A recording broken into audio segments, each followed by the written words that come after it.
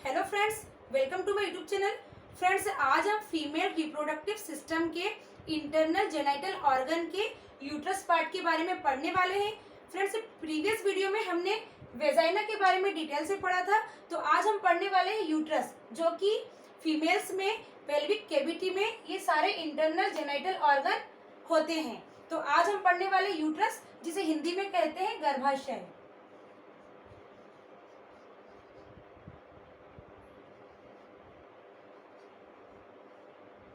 तो फ्रेंड्स, ये यूट्रस है, ये कैसा होता है? होलो मस्कुलर सिस्टम होता है। तो यूट्रस कैसा होता है? होलो मस्कुलर ऑर्गन होता है। होलो का मतलब खोखला होता है और मस्कुलर मतलब मसल से बना होता है। तो यूट्रस कैसा होता है? होलो मस्कुलर होता है। और इसका शेप कैसा होता है? पियर शेप का होता है, यानी कि नाशपाती के आकार का होता है। नाशपाती को यदि हम उल्टा करके देखें तो उसका शेप भी कुछ इस प्रकार से होता है। तो यूट्रस का जो शेप होता है वो पियर शेप का होता है। फ्रेंड्स, आज हम बात करने वाले हैं यूट्रस का साइज, यानी कि उसकी लंबाई कितनी होती है, चौड़ाई कितनी होती है और थिकनेस कितनी होती है। इसी के साथ हम देखेंगे उसका वेट कितना होता है, कितने पार्ट्स होते हैं यूट्रस में, और यूट्रस में कितनी लेयर्स होती हैं। तो चलिए स्टार्ट करते हैं। सबसे पहले हमने देखा शेप। तो यूट्रस का शेप होता है पियर शेप। इसके बाद हम देखते हैं साइज। तो यूट्रस की जो साइज होती है, इसमें इसकी लंबाई होती है 3 इंच में, और यदि हम सेंटीमीटर की बात करें तो 7.5 सेंटीमीटर होती है।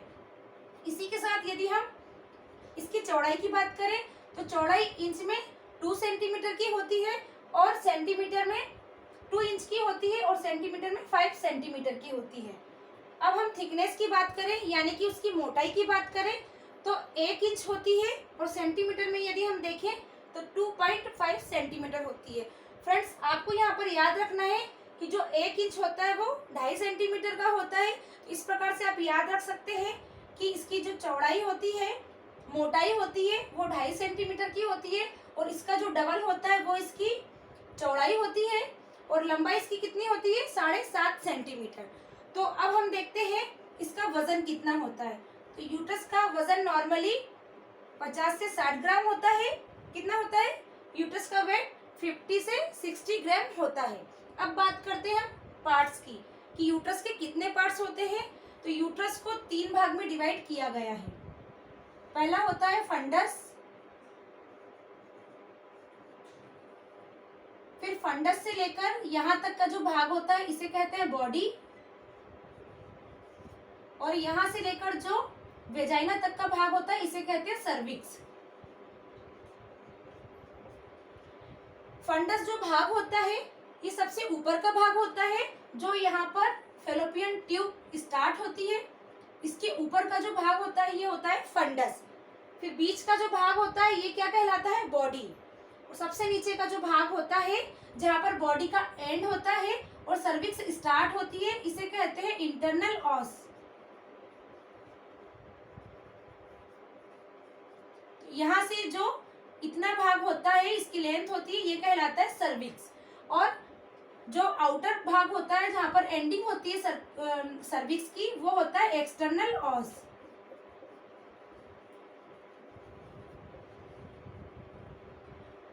तो यहाँ पर हमने देखा जो सर्विक्स होता है, इसकी जो स्टार्टिंग और एंडिंग होती है इसे कहते हैं इंटरनल ऑस और एक्सटर्नल ऑस। और इस लेंथ को कहते हैं, ये दोनों मिलकर क्या बनाते हैं? इस्थमस। इस पार्ट को कहते हैं इस्थमस।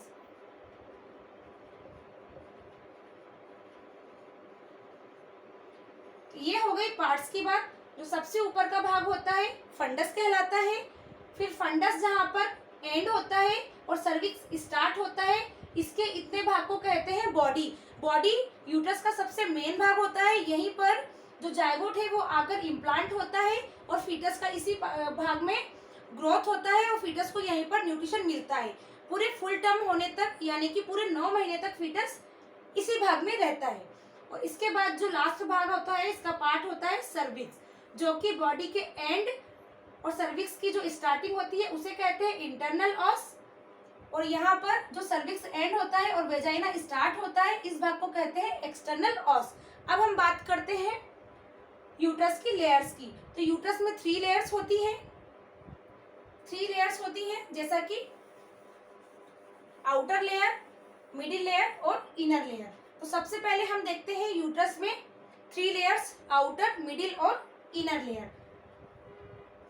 ये हो गया हमारा यूट्रस। यूट्रस के बाहर की जो लेयर होती है उसे कहते हैं आउटर लेयर और इसका नाम होता है पेरीमेट्रियम लेयर, जो सबसे बाहर की लेयर होती है। सेकेंड लेयर होती है इसमें मायोमेट्रियम, जो कि मिडिल लेयर होती है। ये हमारी हो गई आउटर लेयर, जिसे कहते हैं पेरीमेट्रियम लेयर। इसके बाद जो बीच में होती है ये होती है मायोमेट्रियम लेयर और मिडिल लेयर। और सबसे अंदर की जो लेयर होती है इसे कहते हैं एंडोमेट्रियम लेयर।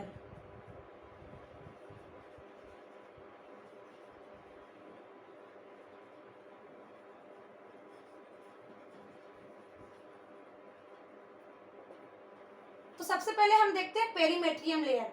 पेरीमेट्रियम लेयर जो होती है वो आगे की तरफ बॉडी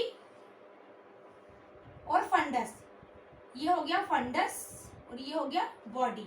तो यदि हम एंटीरियर साइड से देखें तो यूट्रस में जो पेरीमेट्रियम लेयर होती है वो फंडस और बॉडी को कवर करती है। और इसी के साथ यहाँ पर आगे की तरफ यूट्रस के आगे की तरफ ब्लैडर होता है और पीछे की तरफ जो सिचुएटेड होता है वो रेक्टम होता है।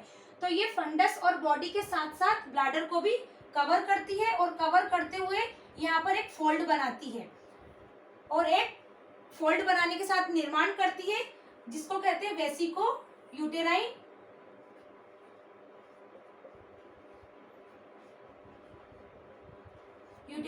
पाउच।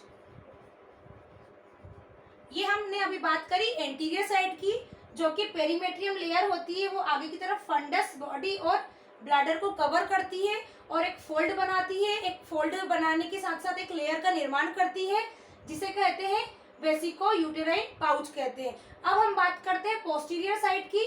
तो जो पेरीमेट्रियम लेयर होती है वो पोस्टीरियर साइड में, जैसा कि अभी हमने बात करी कि रेक्टम भी यहाँ पर प्रेजेंट होता है, पीछे की साइड पर सिचुएटेड होता है।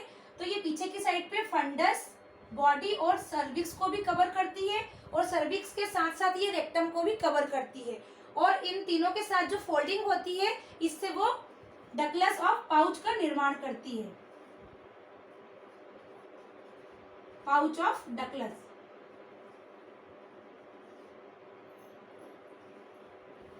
तो ये बात हो गई एंटीरियर और पोस्टीरियर। यदि हम एंटीरियर साइड से देखें तो ये वेसिको यूटेराइन पाउच का निर्माण करती है और पोस्टीरियर साइड की बात करें तो पाउच ऑफ डगलस का निर्माण करती है।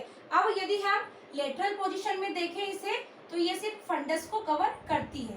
तो ये हो गई हमारी पेरीमेट्रियम लेयर, जो कि आउटर लेयर होती है। अब हम बात करते हैं मिडिल लेयर। ये मायोमेट्रियम लेयर होती है। ये यूट्रस को चारों तरफ से कवर करती है, चारों तरफ से इस प्रकार से कवर करती है। और ये मिडिल लेयर जो होती है इसमें ब्लड सप्लाई भी होती है और कुछ नर्व सप्लाई भी यहीं पर सबसे ज्यादा होती है। इसके साथ ही हम बात करते हैं कि ये किसकी बनी होती है, तो ये स्मूथ मसल्स की बनी होती है। Smooth muscles. जो मिडिल लेयर होती है मायोमेट्रियम लेयर, ये स्मूथ मसल्स की बनी होती है और इसमें सबसे ज्यादा ब्लड सप्लाई और नर्व सप्लाई होती है। अब हम तीसरी लेयर की बात करते हैं एंडोमेट्रियम और इनर लेयर, जो सबसे अंदर की लेयर होती है। तो इनर लेयर जो होती है ये लेयर दो भाग में डिवाइड होती है।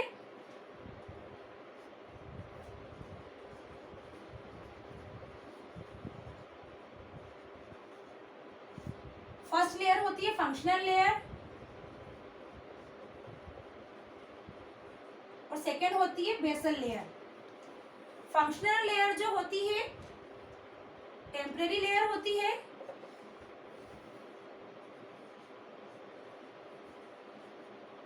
एंडोमेट्रियम लेयर, एंडोमेट्रियम लेयर को दो भाग में डिवाइड किया गया है। तो फर्स्ट होती है फंक्शनल लेयर और सेकेंड होती है बेसल लेयर। तो फंक्शनल लेयर को टेम्परेरी लेयर कहते हैं और ये जो लेयर होती है ये सबसे ऊपर की लेयर होती है। जो एंडोमेट्रियम होती है इसके सबसे ऊपर की लेयर होती है और ये लेयर धीरे धीरे क्या होने लगती है, थिक होने लगती है। जैसे ही ओवम और स्पर्म का फर्टिलाइजेशन होता है, फर्टिलाइजेशन होने के बाद जैसे ही वो यूट्रस में यहाँ पर इम्प्लांट होने लगता है, जाइगोट जब यहाँ पर इम्प्लांट होता है तो ये जो एंडोमेट्रियम लेयर होती है, ये जब इम्प्लांट होता है उस समय तक वहाँ पर ये जो लेयर होती है थिक होने लगती है। ये थिक क्यों होती है? क्योंकि जो फॉलिकल स्टिमुलेटिंग हार्मोन होता है इसका सिक्रेशन ज़्यादा होने लगता है और उसके ज़्यादा होने की वजह से ये जो लेयर होती है ये थिक होने लगती है। लेकिन यदि फर्टिलाइजेशन नहीं होता है और जाइगोट यहाँ पर इम्प्लांट नहीं होता है तो ये लेयर धीरे धीरे क्या होने लगती है, ये टूट के गिरने लगती है, जो कि वेजाइना और सर्विक्स के द्वारा ब्लीडिंग के रूप में जो महिलाओं का मेंस्ट्रुअल साइकिल होता है उसके द्वारा लगातार बाहर निकलने लगती है, यदि इम्प्लांटेशन नहीं होता है तो। और यदि इम्प्लांटेशन होता है यहाँ पर जाइगोट का तो ये थिक लेयर ही उसमें यूज होती है। तो इस प्रकार से इसे कहा जाता है टेम्परेरी लेयर।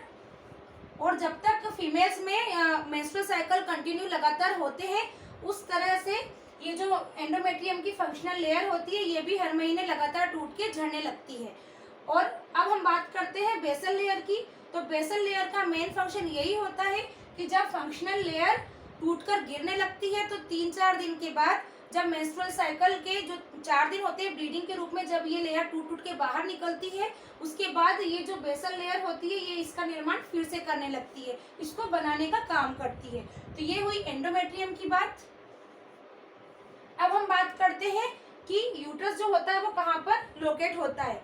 तो जैसा कि हमने देखा कि इंटरनल जेनाइटल ऑर्गन फीमेल्स में पेल्विक कैविटी में लोकेट होते हैं, तो सभी ऑर्गन वहाँ पर होते हैं, यूट्रस, ओवरी, फैलोपियन ट्यूब ये सभी होते हैं। तो एंटीरियर की यदि हम बात करें तो जो यूट्रस होता है वो एंटीरियर साइड ब्लैडर और पोस्टीरियर साइड में रेक्टम के बीच में सिचुएटेड होता है। अब हम इसकी यदि पोजीशन की बात करें तो पोजीशन में ये एंट्रीवर्टेड और एंट्रीफ्लेक्स्ड होता है। अब ये यूट्रस अपनी नॉर्मल स्थिति में सिचुएटेड रहे, सही अवस्था में रहे, इसके लिए कुछ लिगामेंट होते हैं जो कि इसको होल्ड करके रखते हैं। तो वो लिगामेंट्स जो होते हैं 2 टाइप के होते हैं, पहला होता है ब्रॉड लिगामेंट और दूसरा होता है राउंड लिगामेंट। तो ये कुछ लिगामेंट्स क्या करते हैं, यूट्रस को अपनी पोजीशन में सही तरीके से बनाए रखने के लिए, स्थित रखने के लिए ये उसको होल्ड करके रखते हैं। अब यदि हम बात करें कि यूट्रस को ब्लड सप्लाई कहाँ से होता है, क्योंकि सभी जो बॉडी के ऑर्गन्स होते हैं इन सभी को ब्लड सप्लाई की ज़रूरत होती है। तो जैसा कि हम यूट्रस की बात करें तो यूट्रस में ब्लड सप्लाई कहाँ से होगा, तो जो इंटरनल इलियक आर्टरी होती है उसके द्वारा यूट्रस को ब्लड सप्लाई मिलता है।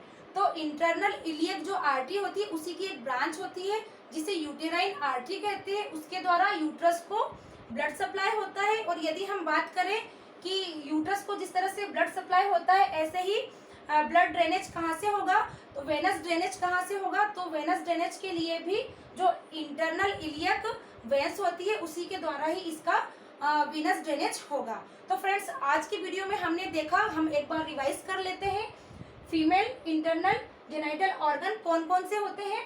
तो यूट्रस की हमने आज बात करी जिसमें कि इसका शेप कैसा होता है, पीयर शेप का होता है और ये एक हॉलो मस्कुलर ऑर्गन होता है। इसकी यदि हम लंबाई, चौड़ाई और मोटाई की बात करें तो 3 इंच इसकी लंबाई होती है और 7.5 सेंटीमीटर इसकी सेंटीमीटर में लंबाई होती है। विड्थ यदि हम बात करें तो 2 इंच होती है और सेंटीमीटर में 5 सेंटीमीटर होती है। थिकनेस की यदि बात करें तो 1 इंच होती है और सेंटीमीटर में 2.5 सेंटीमीटर होती है। अब यदि हम वेट की बात करें तो 50 से 60 ग्राम इसका वेट होता है। पार्ट्स जैसा कि हमने देखे, फंडस, बॉडी और सर्विक्स, ये 3 पार्ट्स होते हैं यूट्रस के। लेयर, पेरीमेट्रियम जो आउटर लेयर होती है, मायोमेट्रियम जो मिडिल लेयर होती है और जो लास्ट इनर लेयर होती है वो एंडोमेट्रियम लेयर होती है। फिर इसके बाद हमने देखा कि ये कहाँ पर लोकेट होता है, तो फीमेल पेल्विक कैविटी में ये लोकेट होता है। कहाँ पर, एंटीरियर साइड ब्लैडर और पोस्टीरियर साइड रेक्टम के बीच में ये सिचुएटेड होता है। अब हम पोजीशन की यदि बात करें तो एंट्रीवर्टेड और एंट्रीफ्लेक्स्ड पोजीशन में रहता है ये। और इसी के साथ ब्लड सप्लाई हमने देखी कि इलियक, इंटरनल इलियक आर्टरी में जो यूटेराइन आर्टरी होती है उसके द्वारा यूट्रस को ब्लड सप्लाई होता है और इंटरनल इलियक वेंस के द्वारा इसका वेंस ड्रेनेज होता है। तो फ्रेंड्स मिलते हैं अगले वीडियो में। फ्रेंड्स आप हमें कमेंट करके बताइए कि आपको हमारा वीडियो कैसा लगा। Thanks for watching, like and subscribe.